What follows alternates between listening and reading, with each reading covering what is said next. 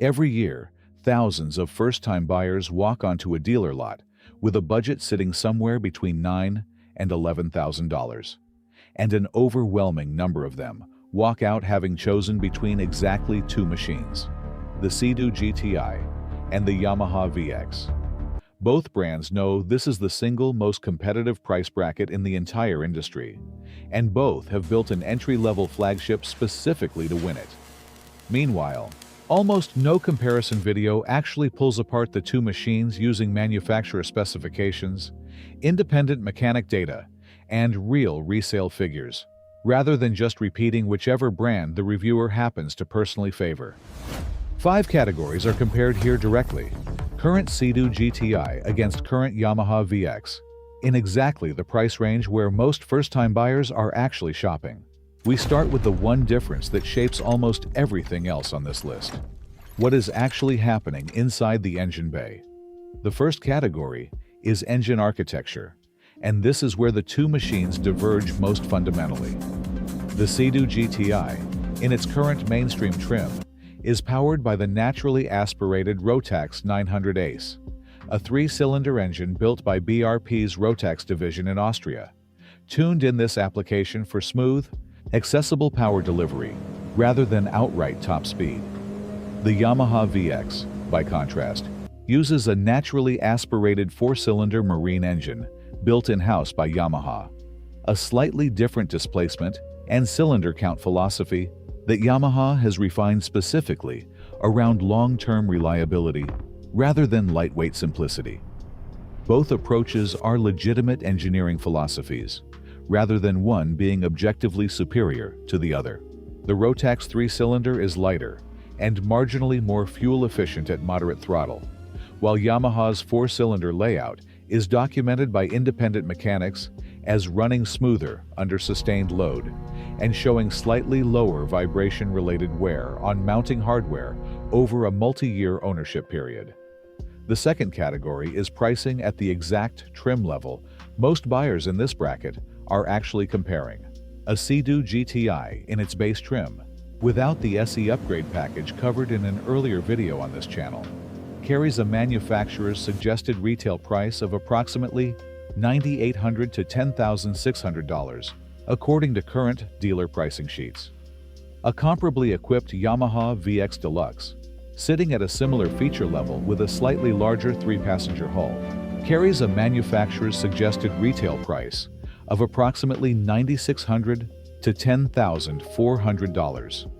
The two machines land within a few $100s of each other at this trim level, meaning price alone does not meaningfully separate them, and any buyer shopping purely by sticker price is essentially choosing between two machines priced almost identically for a very similar core specification. The third category is documented reliability, and this is where independent mechanic data starts to actually separate the two machines in a measurable way. Mechanics servicing both brands side by side report the Yamaha VX's naturally aspirated 4-cylinder engine, showing a slightly lower rate of documented complaints related to fuel system components over the first 3 years of ownership compared to the Rotax-powered GTI, though both engines post strong reliability figures overall, relative to forced induction flagship models covered elsewhere on this channel. The GTI's known weak points at this trim level include the fuel sending unit, showing a documented failure pattern after approximately 1,100 hours and costing approximately $170 to replace through an independent shop, and the trim system actuator, prone to sticking in saltwater use after roughly 900 hours, a fix costing around $150. The VX's known weak points include the starter motor brush assembly, wearing down after approximately 800 hours and costing roughly $145 to address, and the impeller, showing measurable wear after around 1,000 hours, a replacement costing approximately $200. Neither machine shows a dramatic reliability gap over the other at this specific trim level, though the VX's slightly narrower list of documented complaints gives it a modest statistical edge, according to the mechanics consulted for this comparison. The fourth category is parts cost and service accessibility, And this is where Yamaha's broader reputation for do-it-yourself friendliness, covered in an earlier video comparing all three major brands, shows up in practical dollar terms. Independent mechanics report that routine service on the VX, including oil changes and spark plug replacement, costs on average slightly less than the equivalent service on the GTI, since the VX's mechanical layout allows easier access to common wear items without disturbing surrounding components. A standard 50-hour service on the VX runs approximately $85 through an independent shop, compared to approximately $105 for the same service interval on the GTI. A modest but real difference that compounds meaningfully across a decade of routine maintenance. Both machines remain fully serviceable outside a dealer network for routine wear items, since neither uses the more electronically gated systems, such as Sea-Doo's IBR or Connex display, found only on higher GTI trims above this specific price bracket. The fifth and final category is resale value, the number that ultimately determines how much of your original $10,000 you actually get back. Depreciation data tracked through NADA guides. Marine shows the Yamaha VX retaining a modestly stronger percentage of its original value after 3 years, compared to the Sea-Doo GTI at a comparable trim level, a pattern consistent with Yamaha's broader resale performance, documented across this channel's earlier video ranking, the only 3 jet skis worth buying in 2026. The GTI, however, benefits from Sea-Doo's larger overall dealer and resale market, meaning GTI listings tend to sell somewhat faster on average, even at a slightly lower percentage of original value, according to listing turnover patterns reviewed for this comparison.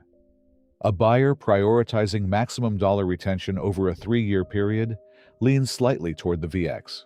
A buyer prioritizing faster resale turnover and broader network support leans slightly toward the GTI. So which one actually wins?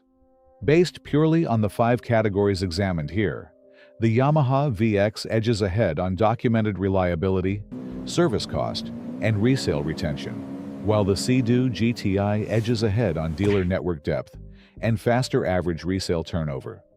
Neither advantage is overwhelming, and a buyer genuinely cannot go wrong with either machine at this specific price point and trim level, which is precisely why this comparison has stayed close through every single category, rather than producing a clear knockout winner.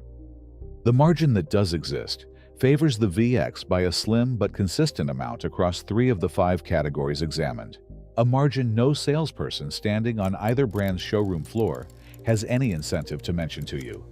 Across all 5 of these categories, one truth stands out. The most competitive price bracket in the entire personal watercraft market does not have an obvious, universally correct answer. And the right choice between these 2 machines depends more on which specific advantage matters most to you personally than on any single dominant spec.